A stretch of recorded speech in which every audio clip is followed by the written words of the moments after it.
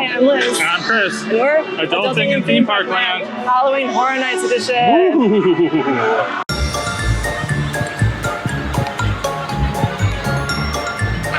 Halloween Horror Nights is a separately ticketed event here at Universal Studios Orlando. It's held in the original Universal Studios Orlando theme park, although it was at Islands Adventure for a couple of years back in early 2000s, which was actually the first one I went to ages and ages ago. And at that time, I really hated haunted houses, but I started coming here 2 years ago and realized I don't hate them as much as I thought. So anyway, but it's a separately ticketed event. It runs on select nights from August 29 through November 2nd.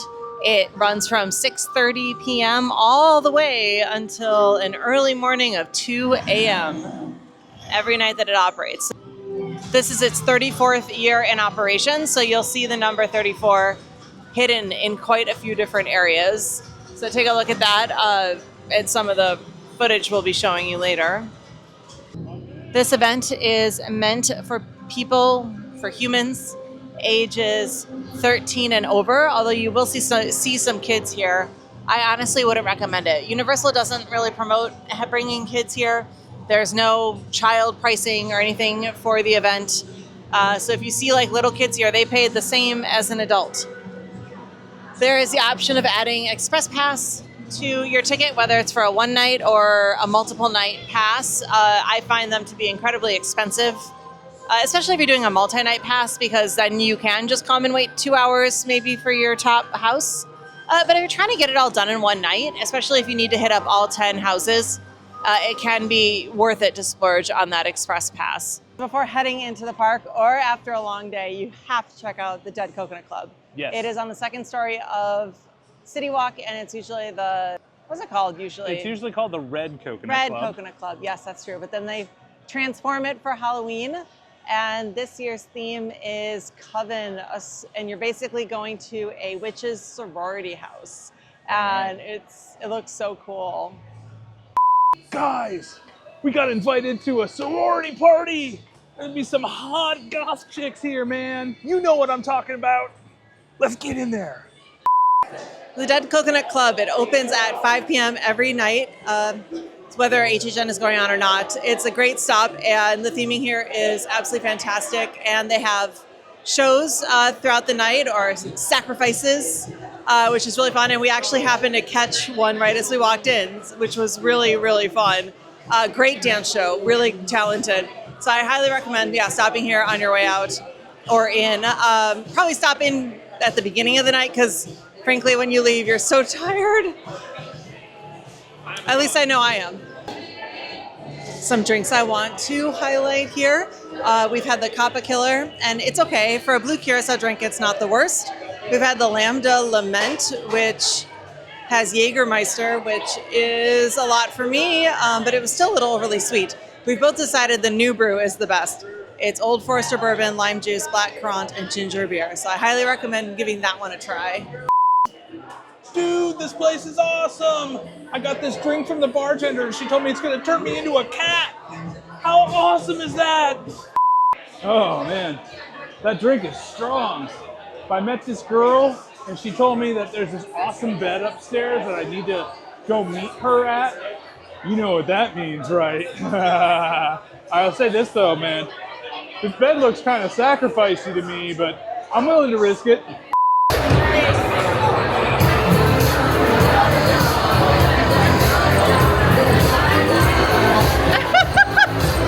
As you enter the park, the first scare zone you enter is called the Origins of Fear. And this is designed to kind of give you an idea of the various houses that they have, the IP that they have. And there's also these amazing gargoyles that are cool.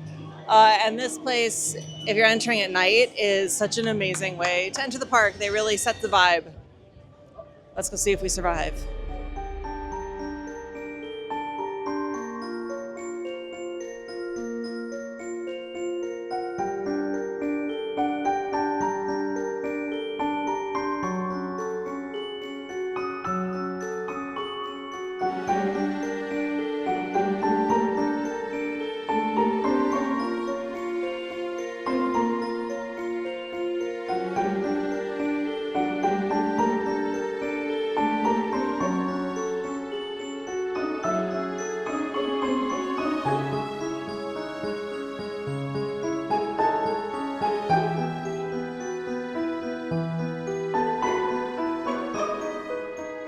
The Origins of Fear wasn't enough for you. The next one we're going to walk through is called Toxic Mutations.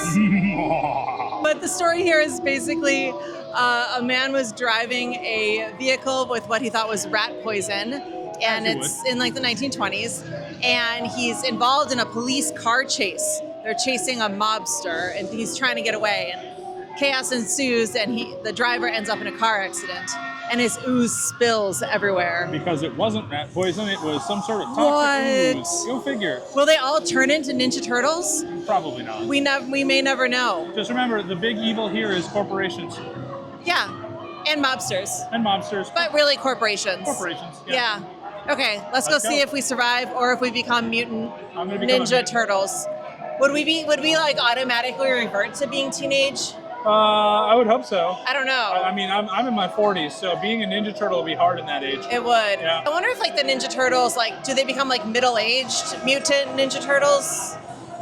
I don't know. I'd watch middle-aged mutant Ninja Turtles. I'd watch that show. It'd be interesting. Like, oh, my shell hurts. Michelangelo suffering from high blood pressure from all that pizza. Lots and lots of pizza. Yeah. Anyway, that's neither here nor there. Let's go check out Toxic Mutations.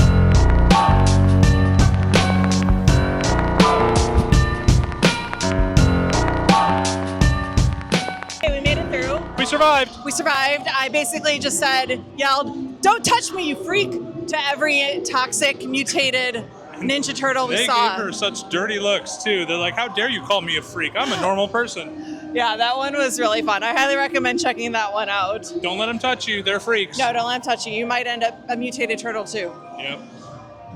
And we're eventually going to run out of Italian painters to name all of ourselves. Yep. So, just be careful. Louis' restaurant this year has been, well, they say it was transformed to a Five Nights at Freddy's experience. Honestly, it's kind of lame, but let's go try some of the food. Yes. Yeah, I mean, it's just an Eggs Benedict sandwich. It is. I don't know what you expected. Well, I mean, it just looks better in the picture, that's all. So I'm going to give it a try.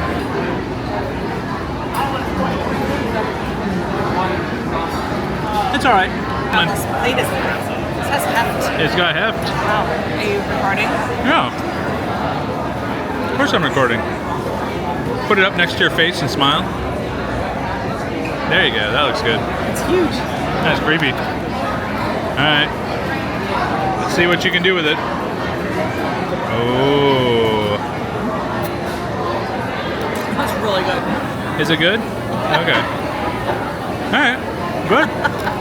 I mean, like, laughably good. That's really good. Excellent. I'm still filming you. Okay. Don't be a stranger. Put that pizza in your mouth.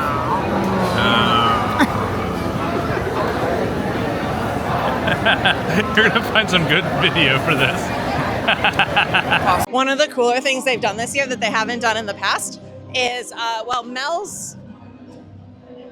Mel's Drive-In was always Mel's Die-In during Halloween Horror Nights. But one of the cooler things they've done this year that they've never done in the past is they've actually turned it into like a mini scare zone. Zombie bellhops. It's not necessarily like advertised as a quote unquote scare zone, but it's like a mini one, like I said. So anyway, yeah, they have zombie car hops, like on roller skates, serving you food.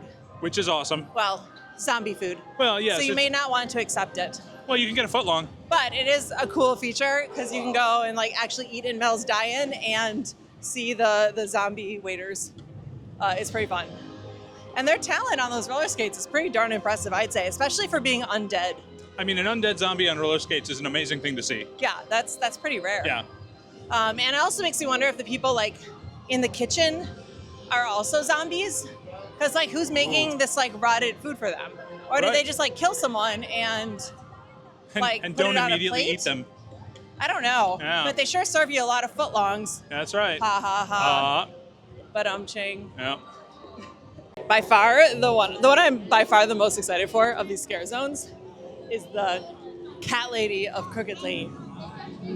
Yes. By far, the one of these scare zones I'm most excited for is the Cat Lady of Crooked Lane. On 9 Crooked Lane. The story of this is pretty great. Basically, she lures unsuspecting children who are trick-or-treating to her home, where she serves them an ooey-gooey substance that they drink down, and then they start changing and turning and mutating until they're just cute little kitty kitties. Meow. They just become cute little human kitty kitties. Meow. And she's thoughtful. She has big balls of yarn and big scratching posts for them. Meow. It's pretty great. But in all honesty, this is the best scare zone here tonight. Because not only is it a normal scare zone, but then they have at the very end a setup with the actual Cat Lady's house and a scare actor portraying the Cat Lady. And there's even like a mini haunted house that you can walk through where the cats kind of jump out at you and stuff. It is so cool, and by far you must go if you come to Halloween Horror Nights, because I can just like live in this area. Like, it's my favorite part of the event this year. I'm just gonna say it right now.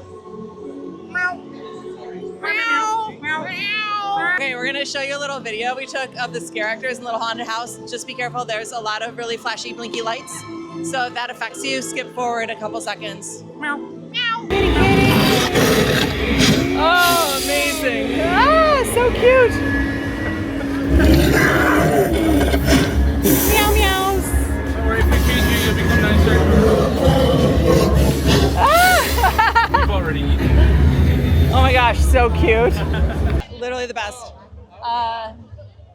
And then also near here, we haven't had a chance to have it yet, but is the stand that sells the ramen this year, which apparently is the sleeper hit of the food at this event. We've been here a couple times at this point. Yep. But there's just so much food to try. And we'll of course show you everything we do try, but just not enough stomach space to try all of it. Yeah, there's just not space. There's not room. But I would recommend trying the ramen even though we haven't yet. Like I said, people seem to love it. All right, we're gonna try the ramen that everyone's talking about, so I guess we will try it after all. Yay, this is ramen. birria beef on ramen noodles in a flamin' hot I'm sorry, I'm murdering this. Birria, pun intended. Birra. Consomme broth with shaved onion, scallions, and flaming hot Cheetos. So, okay, let's, I'm gonna try some of the broth first, because that's usually what makes the ramen a ramen.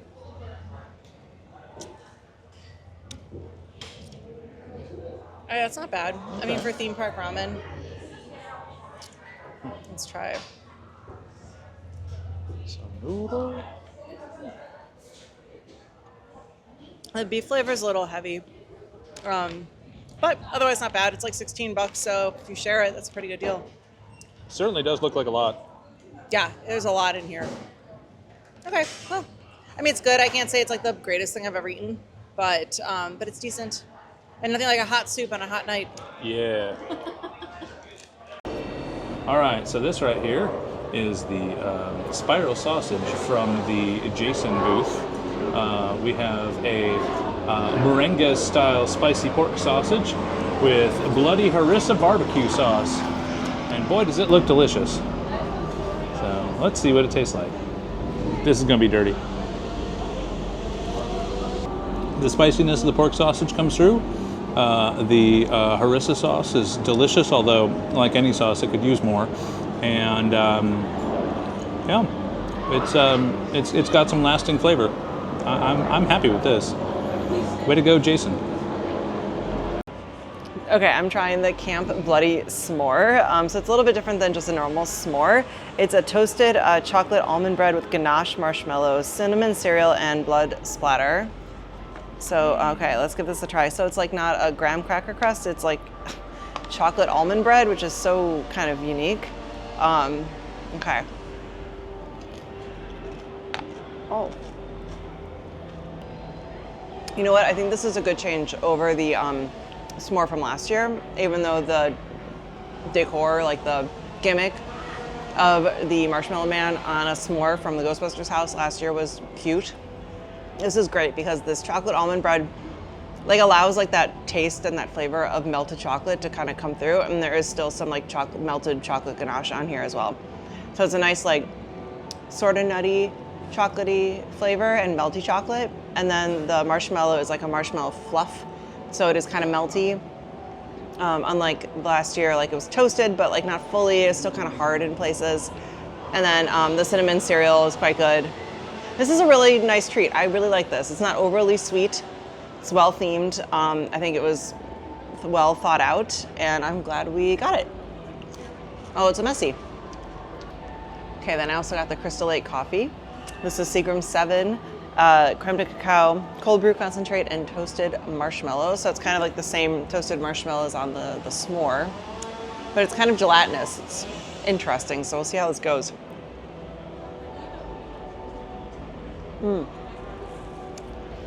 Okay, you gotta kind of fight hard to get through this marshmallow fluff on top. It's quite thick, but it is yummy. And then it just tastes like cold brew with like Seagram's 7 whiskey in it. So it's actually a really nice drink. It's nice to get a little coffee in there. I'm definitely going to enjoy this, but the marshmallow foam on top is a little thick. I could have gone for like half of it, but it looks nice and it's still tasty. All right, we decided to get some grub at El Artista Eats and Treats. We have the pan con tomato, or con tomate, sorry, I don't speak Spanish, tomate. Crunchy grilled garlic bread smeared with tomato pulp and grated manchego cheese, as well as garlic grilled shrimp on a crunchy baguette. So, okay, I'm gonna try the tomato first. All right.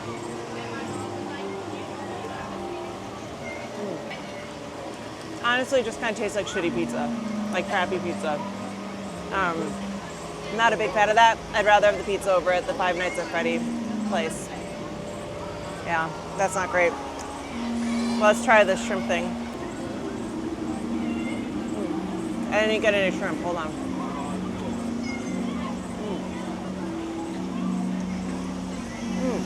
Okay. That one's really good.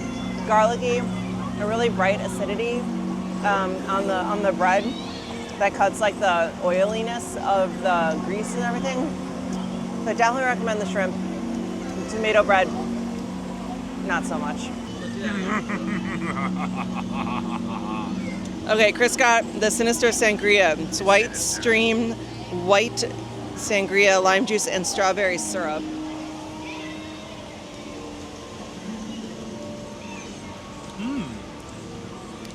It tastes downright sinister. It's very sweet, which is to be expected with any sort of wine mixed with juice. The white wine is fairly neutral, though you can tell there's a decent amount in there. And I like the kind of the mix of the fruit juices together. It really does taste like a solid sangria. So if this is your bag, get one. Okay. Okay, I feel like I should elaborate as to why the tomato bread isn't so good. It's like the bread itself is just kind of like bleh, like it's not toasted. It's soggy and soft. The tomato sauce has no real flavor to it, at least in my opinion. It's all cold and it's just shredded cold cheese on top. And I know it's a style pizza for some people, but like, I don't know, it doesn't come together well. So if you're here and you want pizza, I would go to the Five Nights at Freddy's pizza place. Okay, I wanted to do a sangria update because Chris and I have both had time now to have more of it. And you know what? We really don't hate it. Like, it's quite good. I think it's pretty refreshing for a sangria and not like insanely sweet. It might be one of the better mixed drinks here that I've had so far. So little sangria update. Don't sleep on it. This might be a go-to for me now that we've had it. Certainly not bad. Not bad at all. A fair warning, another soft scare zone, not technically advertised, is in the Simpsons area. It is home to a bunch of murderous type clown people. Yeah, it's like the Peaky Chainsaws. With chainsaws, you know, as you do. Meow. Gotta love chainsaws. Everybody especially loves electric chainsaws. ones without a blade. Yeah, that's right. And you can yell, "Don't touch me, you freak," to all of them. Yeah, that's right. Don't touch me, you freak. Don't saw me. I know, right? She's I know. asking for it, isn't I'm she? mean. Yeah. They're mean. No, they're great in here. They're all super nice. And obviously they can't touch you, so don't worry about it. But it is, one thing I just want to say is this was like every scare zone, if you are nervous about it, you can either purchase a necklace that's like $20 that lights up. It tells the actors to kind of stay away from you. Pay $20 to not be scared. Yeah, but I mean, some people, like, that's what they want. And then, or all of these areas do have like bypasses that you can walk through. Some of them are a bit out of the way, but, You're sorry. good. But they do exist. Anyway, but they do exist. In the past, we've been here with friends who didn't want to get scared. And anyway, that's what they did. They walked on the sidewalks. Yep. We went to the Dollhouse food place. I don't remember the name of it. I'm sorry. I'm a professional. That's it. Yeah. And so anyway, I got the mom cut the crust off PB&J. It's a fried PB&J with hot maple syrup and chili flakes. It looks kind of simple, but I don't know. Wow. Okay. Scalding hot? No. But the oil just like drips. Like you can tell it's fried. It's like pure oil. Yeah. But in all honesty, it's pretty good. The oil is sweet. Probably from like the jelly. Like I don't know, it's a weird sweetness to it. It's really good. In all honesty, this is really satisfying. But wow, it is greasy AF. Don't mind the sound of chainsaws in the background. Yeah, enjoy the ambient sounds of chainsaws here in the Simpsons area where we're filming this. Yeah, Springfield has been overrun by chainsaw-wielding maniacs. So. That is like a ball of grease. Not like in the worst way, but also like, whoa. Okay. Okay. Well, how about your drink? And then I also got a drink. Now this is the Blood Orange Screamsicle. It's vanilla Madagascar vanilla vodka, blood orange syrup and lemonade. I'm a little unsure about it because of that vanilla vodka, but had to try it for science, for you guys. For science.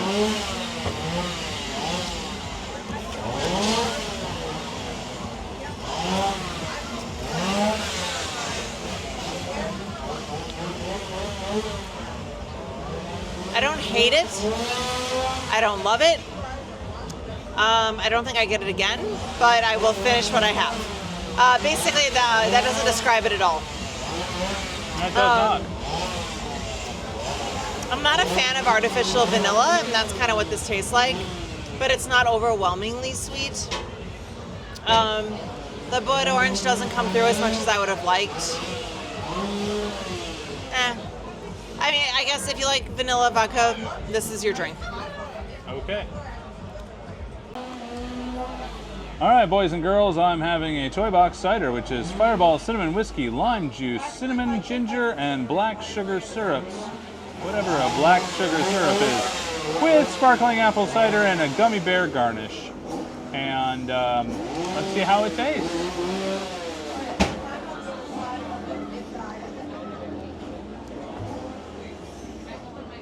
Okay. So, this is sweeter than I was expecting. When I think Fireball whiskey, I certainly think cinnamon more than sweet. It's in there. It's not as strong as I would like. Certainly the hard cider that they use has definitely got a sweetness about it that I wasn't expecting either. And then on top of it all, they add ginger and black sugar syrup. So of course, it's going to be a sweet drink. And on top of it all, I dig this little guy out here. They supply me with one tiny little cinnamon bear. How cute is that? I love cinnamon bears, and he is not going to last the night. Goodbye, cinnamon bear. I don't think that was a cinnamon bear. It tastes like a cherry gummy bear, actually. Now, tell everyone what the lady said when she gave this drink to you. Yes. So she handed me this drink, and she went, I did the best I could, I'm sorry. So this might not be an accurate representation of what this drink is supposed to be, but it is the drink that I got.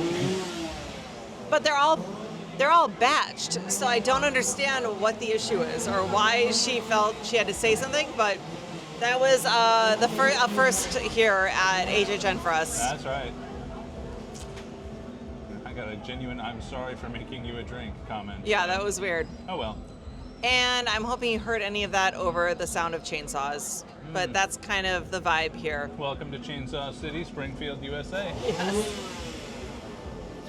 They don't stop. They have a lot of wood to chop here in Springfield. That's right. They're cutting the wood all day and all night. They're cutting that wood. It's full of arborists. That's right. The arborist community here in Springfield is massive. It's really loud, and they only work at night. I don't know how they cut any wood. They don't have any blades on their chainsaws. Stop ruining the horror magic. The magic is ruined. Yes. So I feel like I need to do an update on this fried PB&J. It's a lot. We can't even finish it between the two of us because it is so pure oil and fry bits, and I feel kind of sick from having like 3 bites of it. So I can't, in good conscience, recommend it. Sadly, because it sounded good, but oof. Unless you really like drinking sweet fry oil, just don't. One of the houses that we happened to see with the lights on, which I'll talk about later during our awesome horror unmasked tour, is the Hatchet and Chains Demon Bounty Hunter's house. But we haven't seen it with the lights, like with the actual like production going yet. So we're gonna go do this haunted house, and we'll let you know what we think. Okay, Hatchet and Chains done. Yep. This is basically the story of this. It's a reference to a Slaughterhouse Cinema house that they've done in the past, and I'll talk more about it during our like lights on tour. But that was a fun house. We really enjoyed seeing it during operation hours. I thought it was pretty cool. There's a lot of details that I didn't notice going through it. You won't see it unless you go through during the day as well. So that one tour we took, which again I'll talk about later, Yes. it's 100% worth it. So yeah, that was pretty cool. We got a few good jump scares. The rotting horse like jumps out at you, which was really cool. And that is the other one that got you real good was there's a ticket teller window. Yes. And it looks closed. Yes. And you walk through and it slams down. And it even vibrates the floor. It shakes the floor and there's some horrid figure behind it and it's super startling. Yeah, that's right at the end, and oh my gosh, that was amazing. Yeah. So it was really cool to see that one with the lights on, and then during full operation. And we'll talk about all that later, and I'll show you that demon horse. Okay, and we're about to go into another house that we got to see in our Lights On tour that we'll talk about in a little bit. It's called Chris. Dolls! Let's play dead! Yes, that is what it's called. That's not creepy at all, right? Yeah, so in this one, basically you're shrunk down to the size of a doll. You are a doll. You are the doll in this one. And torturous things might happen to you. It turns out children can be very evil. Yeah, they sure can. So let's go check it out. Yeah. Okay, we just got out of Dolls Let's Play Dead. No, Dolls Let's Play Dead. Yeah. Right. It's cool. Like it's cool, but like The concept is sound, especially if you have an idea of what you're walking into. Mm-hmm. You slowly see a child go from a cute little child doing weird stuff to a demon forming in youth. yeah, and there are a lot of like interactive buttons to push in there that I didn't realize. So many buttons. I didn't even know that was a thing until we went on the Lights On tour. I So wouldn't have even thought to touch them. yeah, it wouldn't have either. Yep. In all honesty, it's not the scariest house here. I think it's the one of the 3 that we've done that I feel like, well, we haven't done the last of the houses like during business hours. But of the ones we saw the Lights On, this one I think was almost better as a Lights On tour because there's so many cool details and it's like a little doll playhouse. This is very story A driven. murderous doll playhouse. Yeah. And I was hoping for a little bit more creep factor out of it, and I don't know. In the end, it's fine. I mean, there's some amazing like actors in there, but There are a few scenes where you can't tell the doll from the human. that is true. And so that's those cool. those are some cool Yeah. scares. But in general, I put this kind of lower on the list. Yeah, it's not scary so much as just sort of a creepy story. But if the line's short, hit it up. Yeah, definitely. Okay, we forgot to record before we went in it. But Galkin, Creatures of the North? No, Monsters. Galkin. Monsters. Galkin. I'll get the name right one of these days. Galkin. It's Galkin. Monsters of the North. Okay, so we did this one. I'll be honest, we did this one the other night. magic. This was our first of the houses, and honestly, so far it's been my favorite. I really love any mythology with regards to Norsemen and Vikings and whatever. You walk in, and it's kind of like this like Norse village, but with a lot of like Wiccan iconography representation, and yeah. like cultish looking things. There's a big pyre. It's very not the bees. No, not the What's it? Wicker Man. It's very Wicker Man. There's even a giant like burning like effigy. Yeah, it's so cool. And then you continue, and there's this unreal puppet of a monster of the north, of the monster, Yeah. and you enter its belly, and then as you go, you watch things like decompose in front of you, and the scare actors in there are just They're not dead yet, but they're very decomposed. I definitely had the best jump scares And you're next. that we've had so far in this particular house. So this is a sleeper hit. This is one of my favorites. Solid. Definitely Yeah. need to go on this one if you Yeah, don't. I would recommend it. I would wait an hour again to go on this. Yeah, definitely worth it. Mm-hmm. Okay, of all the IPs this year, we are most excited to go check out the Fallout house. Yeah, I played all the games. Well, I should say I played the games from 3 to 4 and the ones in between. And we watched the series. The series was excellent. Even if you don't play the games, the series is solid. Yeah, so I've always been adjacent to him playing the games. I knew he was playing the games. I was familiar with what Fallout is, but really not the intricacies. And the house is based on the show. So I will say up until leading up to this, I watched the show with him. And I really liked it. I didn't love the post-apocalyptic nature of it at first, because again, I'm not actually a big scary movie fan. I just weirdly love this event and love haunted houses. I don't know. It makes no sense. I'm a contradiction. Whatever. It's fine. Don't worry about it. Life is a contradiction. But I was really excited to see this one because I really did end up loving the show and walking through it. So we, after we did the tour that I'll talk about a little bit later, we did what's called Stay and Scream.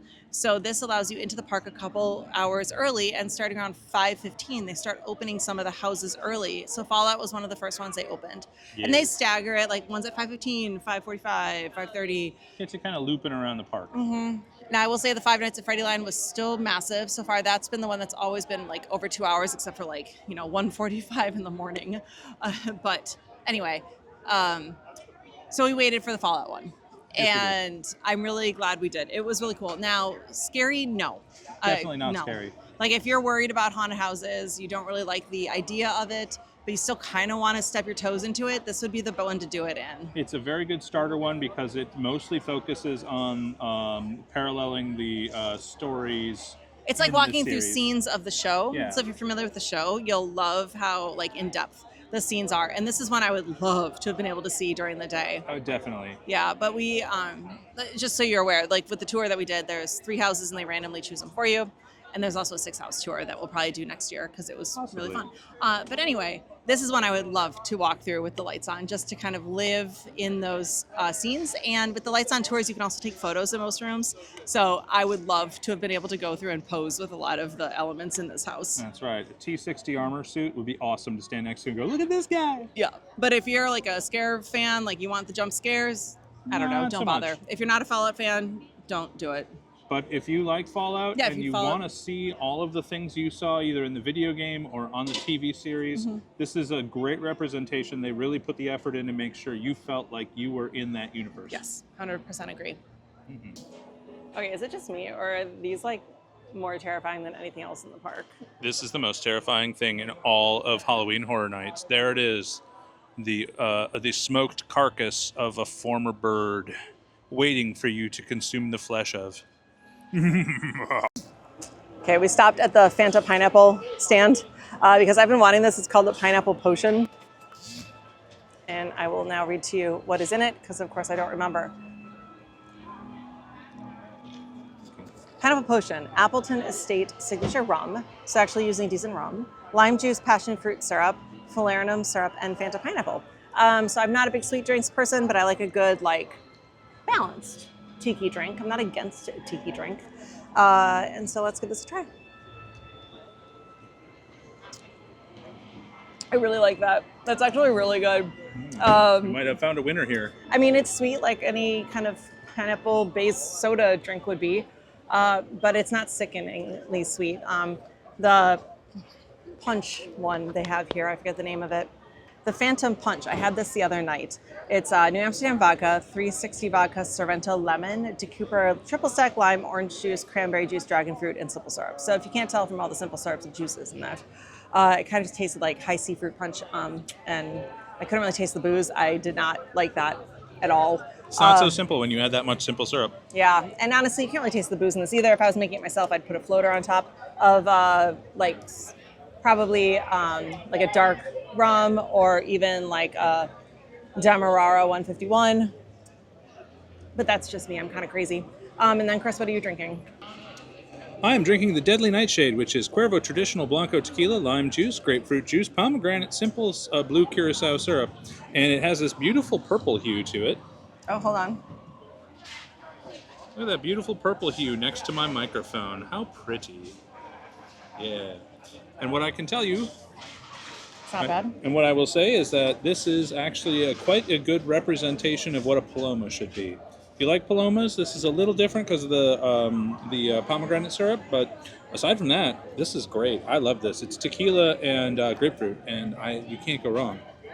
Mm. See, I hate grapefruit, so no thank you. Yeah. But that's okay. Oh, and here's a close-up of you can tell it's pineapple because it's yellow. That's right. I don't know. Not bad. Still not as good as the drinks we like over at the Dead Coconut Club, but not a bad option. And of course, it wouldn't be Halloween Horror Nights without the Death Eaters. Let's go eat some death. Here in possibly what might be to some people the scariest section of the park, given its association with its author. Yes. But no. So the Death Eaters will be coming out. It's the least inclusive section of the park. It's a little early. I don't know the times. I don't think they publish the times. They kind of just come out randomly. So we'll see if they spot them, but they are here this year. They're just not getting maybe as much social media attention as they did last year. We're going to get in trouble. They're not going to let us put this on YouTube if I keep singing. No. This magic moment. Magic moment. We're dancing with death. That's appropriate, because the next scare zone right here is called something about a masquerade. Something, masquerade, something. Masquerade, dance with death. That is why it's appropriate. Yes. Okay, that was pretty terrible. Sorry about that. That was great. Okay, but the premise here is you've entered a masquerade where you are dinner, basically. I want to be dinner. Yeah. There's like vampires and things hiding behind masks. And it's pretty cool. Yeah. Like, look at this beautiful They're very Victorian woman behind us. Like, that's amazing. They might be trying to eat us, but they're trying to do it with style and panache. Oh, yeah. It's definitely a fop and dandy sort of situation here. If it wasn't for the cat lady on Crooked Lane, this would be my favorite one for sure. I agree. Okay, let's head in. Let's go.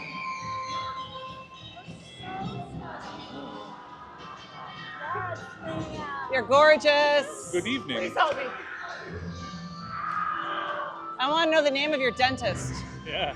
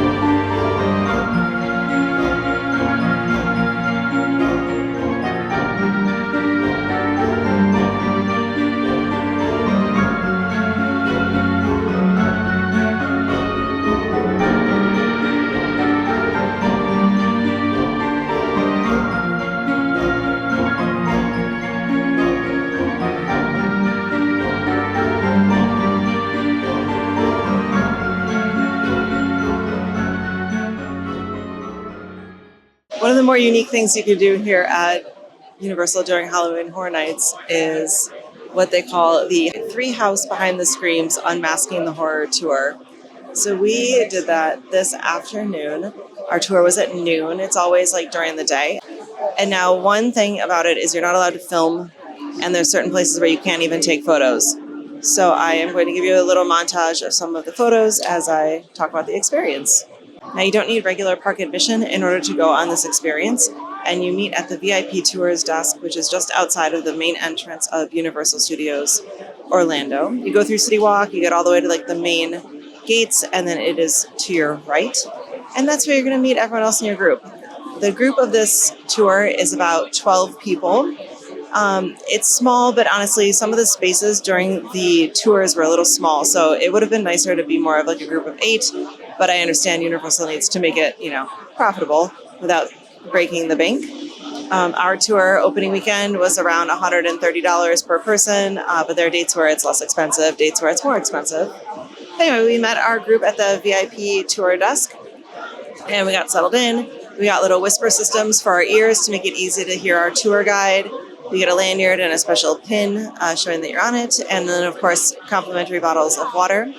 Once you've met everyone and gotten a bit of an orientation from your guide, and our lovely guide, her name was Kendra, but she didn't want to be on YouTube, so we don't have pictures of her, but she was fantastic and super cool.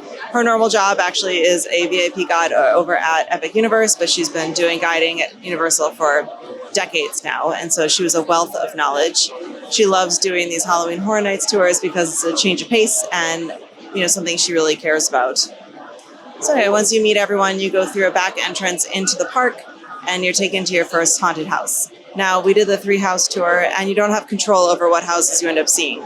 So we started ours at Grave of Flesh. It was really cool to see this one during the day because this is going to be more one of like the creepy haunted houses. So during the day with the lights on, you go through a bunch of different rooms, but the entranceway is really well detailed and really beautiful. And we learned the story of the lizards. So apparently the design teams will hide a lizard in each haunted house that is really only for this tour because you're never ever going to see them when you're going through it, in the conga line with a million other people and with the lights dim and everything like that. Now I can only show you pictures of 2 of them because the third one was in a no picture zone in one of the houses, but it was a fun little Easter egg and something to look out for. But what I really liked about Grave of the Flesh was how it felt like you're going into the cemetery and then going into your grave and then you descend into this eerie cavern and there's these weird creatures gestating that, feed on human flesh. The whole thing is grotesque, and apparently they pipe in the smells of dirt and rotting flesh into it. My big question being, who comes up with these scents? Because what an awful job to be like, this is the rotting flesh scent I want, versus another rotting flesh scent. I don't know. But although it's not as bad as the Terrifier house this year, which apparently smells like fecal matter, so I'd hate to be the smell tester for that one. But anyway, this house looks really cool. I cannot wait to see it at night.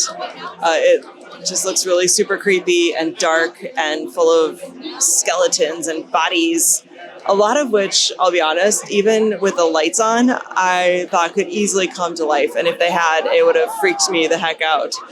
So that was a really cool experience. And the story behind this house is that there is one open grave in the town of Hellmouth, aka Hellmouth. And you have to feed this open grave dead bodies so they can be dead. But then a creature comes out and gnarls through the flesh and eats it and gobbles it up and brings it down into the grave. And from there, it continues a journey to try to escape. Now, if you're lucky enough, you may escape your own death, your own funeral, but many people don't. From there, we went to see the new Dolls house. It's called Dolls Let's Play Dead. This is really kind of fun. It shows like the sociopathic mind of a child killer. And it's kind of like if the character Sid from Toy Story had a sister who was more maniacal. And you're shrunken down to the size of a doll and walk through this house. And at first it seems like, okay, like, you're in her doll house and yeah, a rat got stuck in a trap, but okay, whatever. And sure, she's poking some safety pins into her dolls or maybe playing hair cutter with them. All those things maybe we would have done with our Barbies as kids. But then it just progresses from there. You even end up under her bed at one point and it's dripping with what a little girl's maybe drip in their bed. It would be little urine. Uh, and you continue on, and as you go, she gets a little bit more maniacal, going from just cutting their hair to tying them up and maybe electrocuting them or burning them, and then moving on to dissecting rats and other living beings to go with their doll, creepy tea sets. I think that's one of the scenes I couldn't take a picture of, but it's pretty cool. I'd really look forward to going there. I've heard some of the scare actors in there are really cool and have amazing costumes.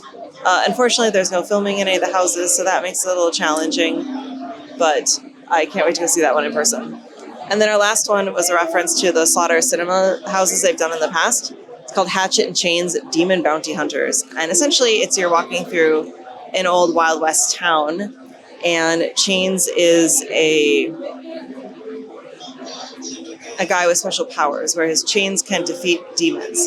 And demons have come up and started attacking this town. It's the start of the rail system across the United States, and so you end up fleeing from a train station. But the whole idea is they're trying to stop these demons before they get on the train to then spread to other nearby towns.